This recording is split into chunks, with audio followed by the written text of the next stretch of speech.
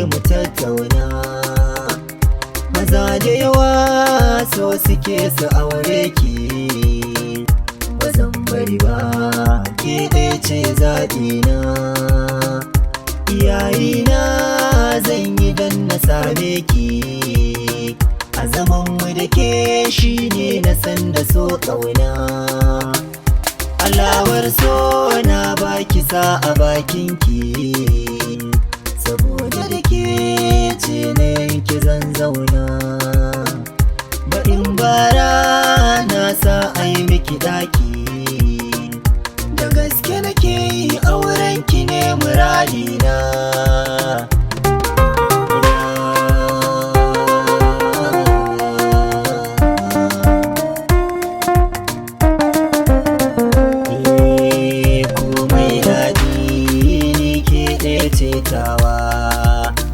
Komai wahala ni da ke zan zaunawa, kin zamo jinin jiki da ke nai sabawa. Inda na rasa kina sani zan taɗewa, mai nema in iya dage zai iya dacewa. Mai san koya a hankali za ya iyawa, da gani sai ke a so min kere kowa.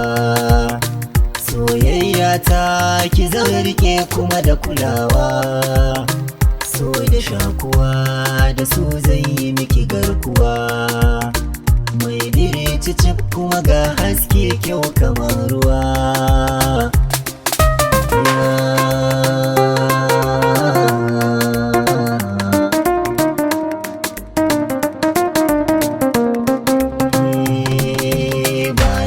Ban gani a so don ke kaɗai zanabi, inda duk kika biyo a samari ma gurin suke bi. Kin cika mace guda mata duka suna na rabi, me kike son nayi umarni na ki ban zanabi. Sanki ya cike mun tunani zuciya da kalbi, ni na shige cikin sanki duk hanyar masoya na bi. Zo ki mun tallafi ki so mai san kikin bina bi, ganin ki magani ne gare ni yana cire zazzabi. Ni na taki sa'a a cikin mata na ɗau madubi, ki yi mun na yaba a soyayyar ki banda za